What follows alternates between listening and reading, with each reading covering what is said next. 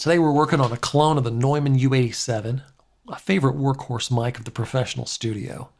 I'll assume for most people watching this, the U87 needs no introduction. If you've ever recorded in a professional studio anytime in the last 4 decades, there's a good chance that a pair of U87s were used on the drum overheads or somewhere else on the session.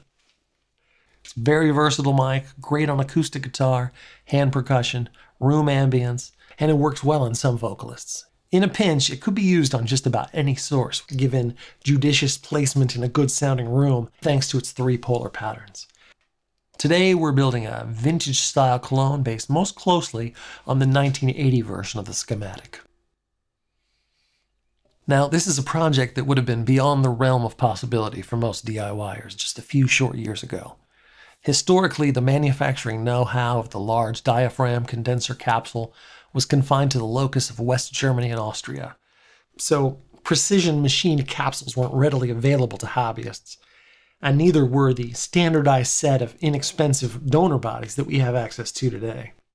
Traditionally, home studios relied on more affordable dynamic mics, but as digital brought the cost of recording down, lower cost condensers eventually came along to meet the demand. Audio-Technica was the first large diaphragm condenser to break the $1,000 price point in the early 90s. Fast forward to today, and Chinese-made condenser mics can be had for $100, and sometimes even less than that.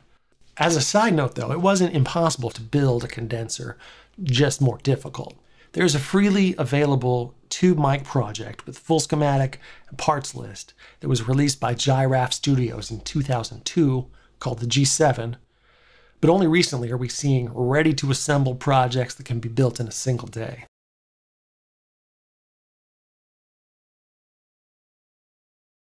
The one we're using here is one from microphoneparts.com.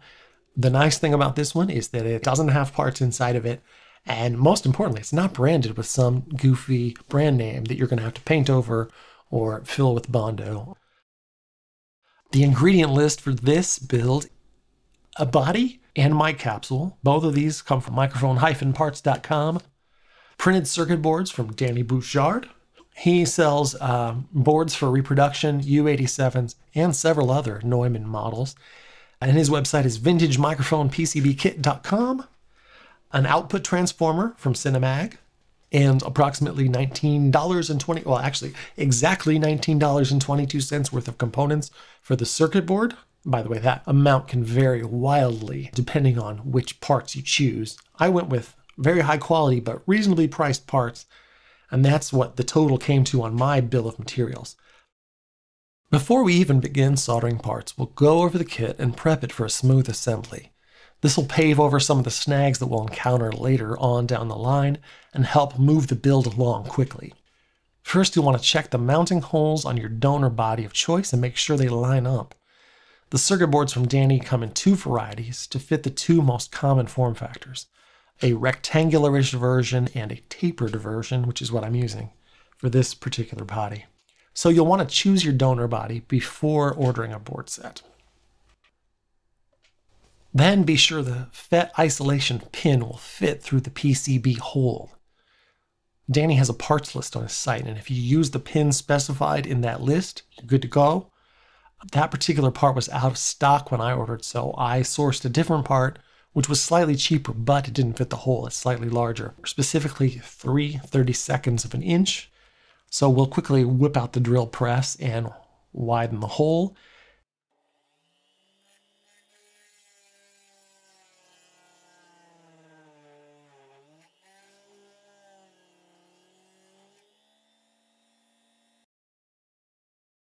And check to be sure that the part fits, and it does in this case perfectly. Next, check the wires from the polar pattern selection switch. They need to come down to this point on the board.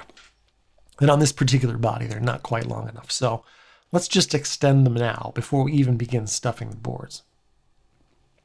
I chose to splice a few extra inches of wire to the ends.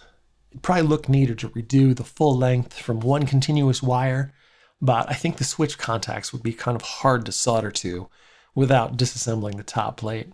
Probably more hassle than it's worth. This way will be faster and equally reliable. It's no real compromise other than the aesthetics of it. So we do a quick strip, twist on a new section of wire, and solder. We repeat this for all 3 wires, apply a little heat shrink to keep the electrons in, and longer wires. Finally, we'll just make sure that the capsule will fit in the head basket. The stock opening on this body is sufficiently big for most of my capsules, but the U87 capsule is unique in that instead of having a single shared backplate, each diaphragm has its own backplate. So there's 2 backplates separated by a non-conductive membrane to electrically isolate the 2 halves. So 2 diaphragms, 2 backplates, 4 wires instead of 3. This makes the capsule ever so slightly thicker than, say, a U67 capsule. The webpage for the body kit warns of this situation. The RK87 is about 1 millimeter too wide to fit through the neck of the head basket. This is easily remedied with a metal file. It only takes a few minutes. Scrub it down, knock out the filings.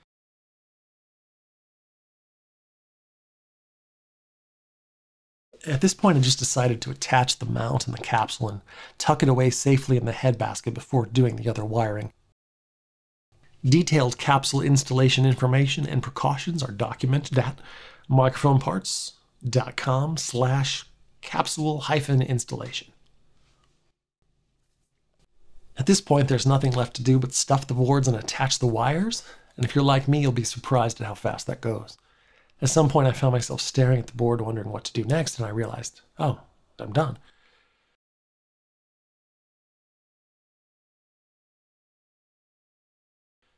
Then you just attach the circuit boards, hook up the output transformer, and calibrate. And at that point, you really are done. It's a good idea to probably use the recommended quick disconnect headers, especially if you anticipate repeated disassembly for troubleshooting. I opted to direct connect with hookup wires. There are 4 wires that go between the 2 boards. They're labeled A, B, C, and G. A on one board goes to double A on the other, B to double B, C to double C, and the green wire to double G is longer. It's the one that goes to the isolation pin and has slightly farther to travel. Leave yourself enough room to comfortably work between the boards if you need to reach in there and cut leads or do any rework. The noise shield included with the body kit is all that's needed for mounting the transformer, which will stay firmly in place just from the stiffness of the wires. Thread the XLR wires through one top hole and the transformer's wires through the other and tighten down the noise shield. The silkscreen designation for the pads where you hook up the transformer follow the original Neumann schematic, which makes them somewhat cryptic. Everything else on the board is completely self-explanatory, but I had to stop to look this up, so I'll explain what's happening here. The pads are labeled WS, BL, SW, and RT, which, as it turns out, are the Deutsch abbreviations for the wire colors on the original transformer, which is no longer available. WS is Weiss, which is Deutsch for white. BL is Blau. SW is Schwarz, or if you want to be authentic, that would be Schwarz. Schwarz. And RT is Rot. Obsolete color schemes aside, this translates into secondary high, secondary low, and primary high. Or in the case of the Cinemag CM2480, yellow, orange, brown, and red. Now we're in the home stretch. 1 resistor left, and the value of that remaining resistor is dependent on the tolerance of the passive components and the gain of your transistor in circuit. And that is what you'll figure out in this procedure. So temporarily, we'll patch in a variable resistor, in other words, a trim pot, and tweak it until the voltage on the drain of the FET reads between 11 and 11.5 volts. Make sure to use a 25-turn trim pot to allow you to just creep up on that value. I originally tried this with a single-turn pot, and the adjustment was just too coarse to really hit the spot with any kind of accuracy or repeatability. I used a mini alligator clip to monitor the drain, attaching it to one probe of my multimeter, and I also used alligator clips to patch my trim pot into the circuit. The other probe of your multimeter will connect to a ground point on the PCB, and then you'll just adjust the trimmer to taste. Once you're between 11 and 11.5 volts, simply disconnect and measure the resistance that you just dialed in. At that point, you'll find a resistor that matches that value in a non-varying state.